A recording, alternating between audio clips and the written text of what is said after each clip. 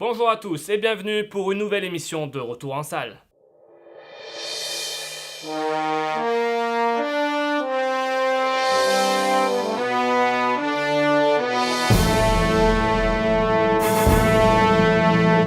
12 Years a Slave » ou 12 ans d'esclavage si vous préférez, sorti le 22 janvier dernier dans les salles. Attention, attention, attention!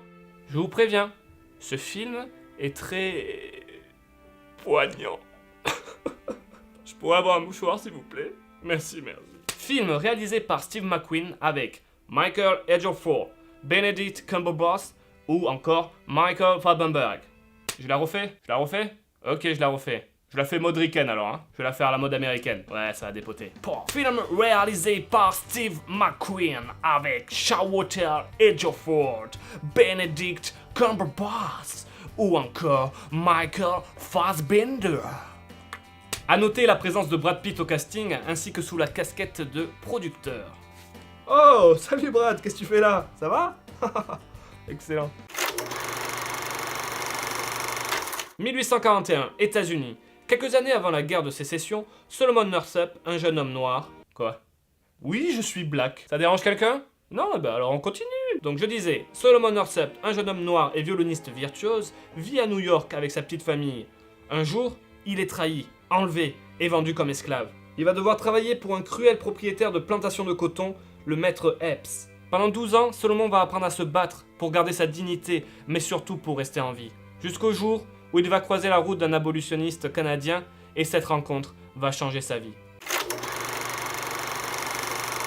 Cette histoire est l'adaptation d'une autobiographie éponyme signée Solomon Northup et traite donc ici d'un sujet très fort. L'esclavage des Afro-Américains au cours du 19e siècle. Alors super, merci l'ambiance, hein, waouh. Pour traiter son sujet, le réalisateur n'hésite pas une seule seconde à nous montrer des scènes d'une très grande violence et tout ça d'une manière assez crue. Vous êtes prévenus?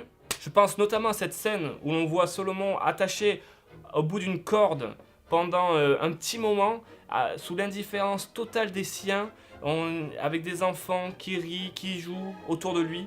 Et ça, c'est assez déroutant, on va dire. Ok, je vais prendre des cours de dessin. La cruauté des Blancs, la passivité d'une population.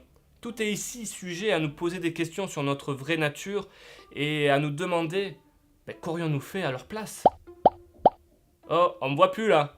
On me voit plus. Bien évidemment, ce film condamne ce genre de pratique, mais le propos est tout de même nuancé par son héros qui, avant d'être réduit en esclavage, avait très peu de considération pour ses semblables. Et je le répète, âme sensible s'abstenir, car ce film est assez dur à regarder, tant l'indignation face à cette violence gratuite transparaît à l'écran.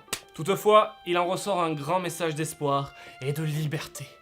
C'est beau quand même. Et aussi un grand chapeau à cette pléiade d'excellents acteurs qui nous livrent ici une grande performance de jeu. Donc je résume, un film poignant, puissant et très visuel. Les acteurs sont investis dans leur rôle et leur jeu est d'une grande justesse. Un film qui peut toutefois être éprouvant, tant son sujet est lourd et son traitement visuel brutal. Mais il en ressort tout de même un grand message humaniste avec plein d'espoir. C'est beau. Allez, musique!